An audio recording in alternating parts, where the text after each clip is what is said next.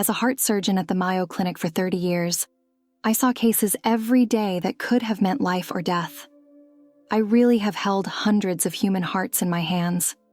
I've seen tens of thousands of people die and come back to life. I've always looked at everything from a scientific point of view. I should also say that I was a firm believer in no gods. When I was teaching, I would tell my students that when the brain stops getting air, any thoughts or feelings are just neurons firing for the last time. I was totally wrong. I'm still a scientist, though. I still believe in facts and making sense of things. What happened to me only proved that what scientists know now isn't all there is to know. There is a lot more to the real world than what we can measure. It was February 3rd, and I was giving a talk about the newest techniques in heart revival at a medical meeting in Phoenix. I can't help but laugh at the irony. I had just finished giving my talk when I felt a little pain in my chest. As a heart surgeon, I knew right away what was going on. I was having a major heart attack. When I looked at my Apple Watch, my heart rate was through the roof. The doctor sitting next to me, Dr. James Chen, and I talked. "James, the anterior wall MI is in progress," I told him. "The official records from Mayo Clinic Phoenix say I was clinically dead for 17 minutes and 22 seconds. There was no heartbeat and no brain activity. They tried defibrillation 7 times. The team later told me they were about to call it a night when my heart started beating again. What I went through in those minutes would take a lifetime to fully describe. As soon as my heart stopped, I felt like I was floating above my body. I could see what was going on in the conference room. I could see my coworkers working on me, hear Dr. Sarah Williams calling for epinephrine, and see the cardiac monitor showing asystole, flatline. But then, something changed. The scene started to fade, and I found myself moving through what I can only describe as a tunnel of light. But that word doesn't do it justice. The light was alive, conscious, and loving. The change was instantaneous. One moment I was in unbearable pain, and the next I was at peace. This is where I met Jesus. But let me explain how it happened. When I came out of the tunnel, I was in what seemed like a dimension of pure light, but I could see everything clearly, and my eyes didn't hurt from the brightness. That's when I heard his voice calling my name, Megan. It came from everywhere and nowhere at the same time.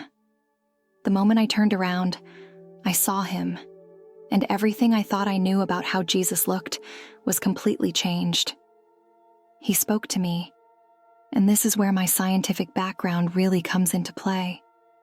His voice was unlike any I'd ever heard. It resonated not only in my ears, but in every part of my being. It wasn't particularly deep or high, but it carried perfect authority and perfect love at the same time. He spoke, and I understood everything in a way that went beyond language. "Megan, you have looked for truth through science, which is good," he told me. "But now you will see greater truths," he said. Then he reached out and touched my forehead, his hands. I saw the scars from the crucifixion, but they weren't gross or painful to look at. They shone with a kind of triumphant light, like honor badges. At that moment, I had what I can only describe as full knowledge. I saw the whole process of creation, not just the Big Bang, in all its glory. All the scientific discoveries I had ever learned about were connected to a bigger picture. I saw that every heart I had ever worked on was designed with divine intelligence. But then he showed me something even more amazing. He took me through what looked like a window in time and let me see scenes from his life on Earth. I saw him teach, heal, and interact with people. The level of detail was amazing. I could smell the dust in the air, feel the heat of the sun, and hear the small differences in the Aramaic and Greek dialects being spoken. What's so amazing is that I saw things that have never been written down in history. I saw him getting ready to teach early in the morning. I saw him comfort a child whose mother had died with such tenderness that it broke my heart. I saw him in private with his disciples, teaching them deeper truths about life. But what struck me the most was how he dealt with people who were suffering. I have spent my whole life trying to heal people, but his healing went so much deeper than that. When he touched someone, you could see their whole being change because of love. He even told me about his crucifixion, which was probably the most profound thing he did. He told me about it from his point of view. I know a lot about physical trauma, but what I saw was beyond anything I could have imagined. I saw how he took on not only physical pain, but also the spiritual and emotional pain of all people. But what's amazing is that even when he was in the most pain, his face showed both pain and love. His eyes never lost that amazing mix of authority and compassion. Even on the cross, his main concern was for others. Every detail matters.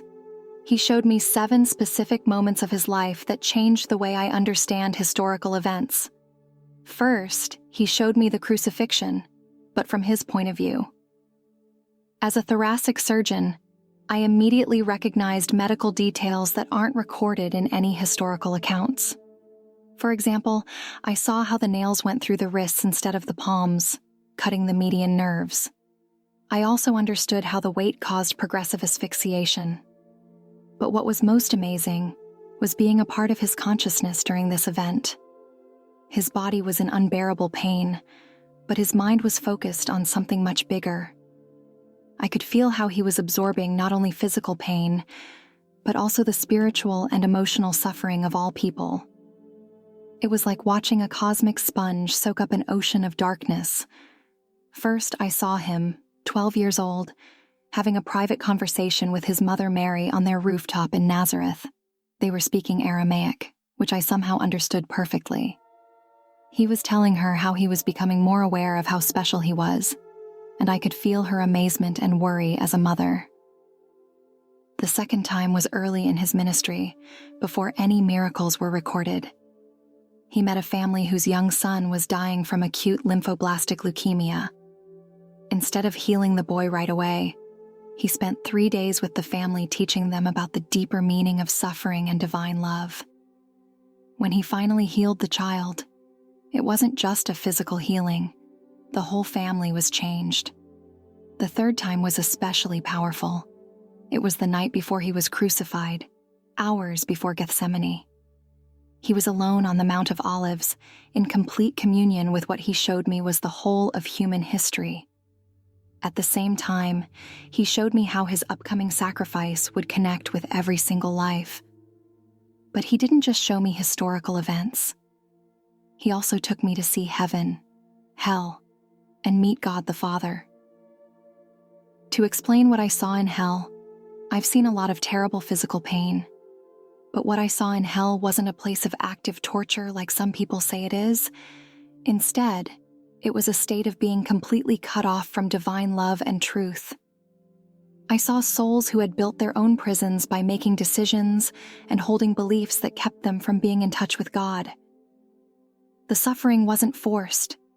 It was the natural result of being cut off from the source of all good. As a doctor, I could see that their pain was self-perpetuating, like when the body attacks itself with an autoimmune disease. There were no clouds or harps in heaven. Instead, think of the deepest moment of understanding, love, and peace you've ever felt, then multiply that by infinity. I realized that every scientific discovery I'd ever made was just a small glimpse of a bigger truth. I realized that the physical laws we study are like shadows cast by a deeper reality.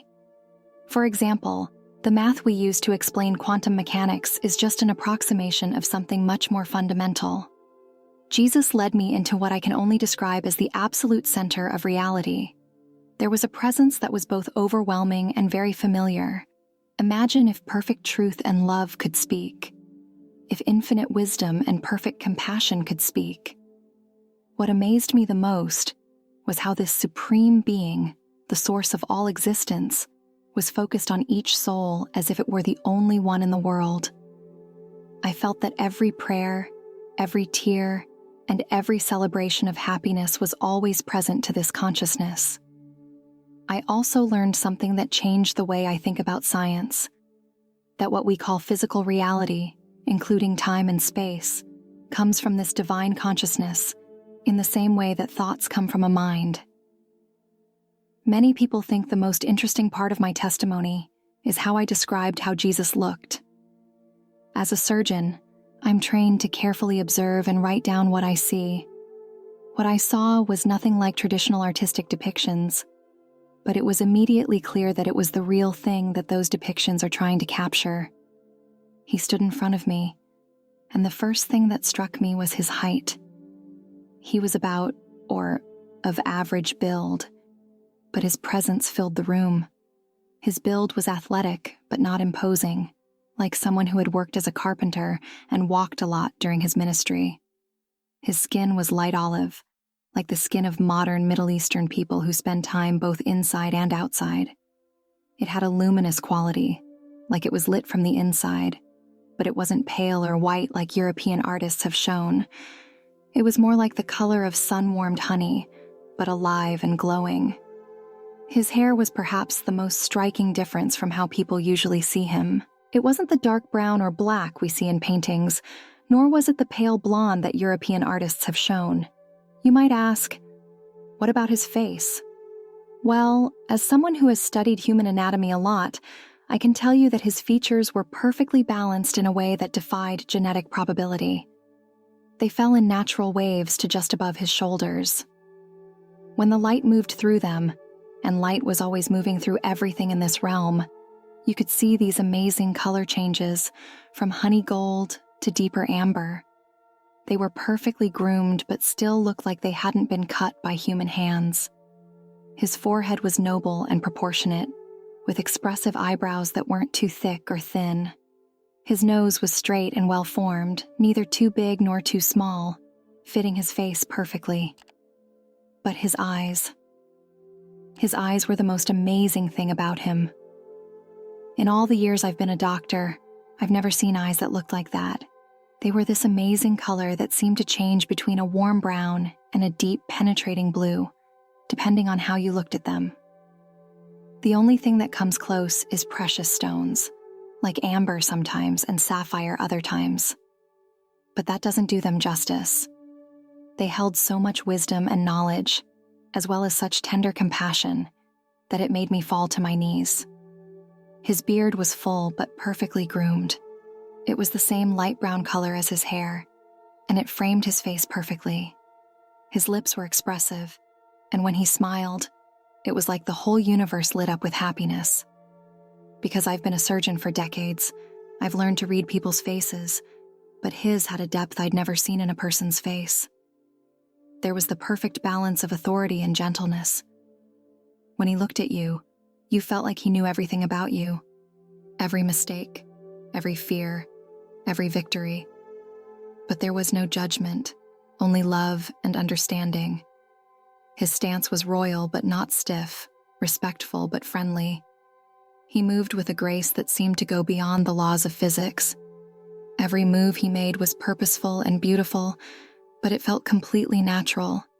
His simple but spotlessly clean clothes were a smooth robe made of a material I can't even describe. It wasn't silk, linen, or any other fabric I know, but it moved like living light. The color was mostly white, but not a harsh hospital white. It was more like the color of morning sunlight. There were also parts that seemed to shift between deep blue and purple, but these colors aren't found on Earth. He looked into my eyes and said, "Tell them that I am more real than their doubt, more present than their fear, and more loving than their shame." With that smile, I understood everything. Why I became a surgeon, why I lived the life I did, and even why I had to have this heart attack. He also taught me about time, showing me that what we think of as linear time is actually part of a bigger reality. He showed me that every prayer, every tear, and every joy exists in what he called the eternal now. He told me it wasn't my time yet, saying, "You have been a healer of hearts in the physical realm." He then blessed me, and I felt myself being pulled back through the tunnel of light. The next thing I knew, I was gasping on the floor of the conference room, surrounded by shocked coworkers. Dr. Chen was still there, tears streaming down his face. The cardiac monitor showed a perfect sinus rhythm, which is better than my normal baseline. I've actually come out of retirement to start a research institute that studies near-death experiences from a scientific point of view. We're using the newest neuroimaging technology and theories in quantum physics to better understand these experiences. It's interesting that when we put together stories about Jesus from people from different places, times, and cultures, we find that they are surprisingly consistent in how they describe him. This is especially true when it comes to the parts of his appearance that don't match how artists usually show him. For example, his light brown hair, changing eye color, and unique skin tone all show up over and over again in stories from people who have never met or shared their stories. I used to be a skeptic, so I understand and respect their doubt. But I would ask them to think about this. I took great pride in being able to observe and write down carefully. What I experienced, the specifics about Jesus' appearance, the quality of light, and the nature of consciousness beyond the body, are not vague, mystical descriptions. They are precise observations from someone who was trained to notice details and stay objective. The fact that these same specifics, his light brown hair with golden highlights, eyes that shift between brown and blue, the quality of his skin tone, his average height, and the perfect proportions across cultures and times, should interest any serious researcher. Nothing has changed, and everything has changed after what I went through. I still look at life with the same critical mind. At heart, I'm still a surgeon. That our physical world is only the surface of something much deeper. I've started writing down every detail of my experience, which I hope will help scientists understand NDEs better. I've also been working with artists who have had similar experiences to make more accurate pictures of Jesus' appearance based on what we've seen together. But the biggest change is inside me. If you've had a similar experience but have been afraid to talk about it, know that you're not alone. As a doctor, I can tell you that consciousness transcending physical death is not only possible, it's what I now understand to be our natural state. And for those who haven't had such an experience, the Jesus I met, with his light brown hair, his amazing eyes that changed between amber and blue, his perfect proportions, and his overwhelming love is more real than anything in this physical world. He knows every detail of your life, every struggle, and he loves you with a completeness that our minds can barely comprehend.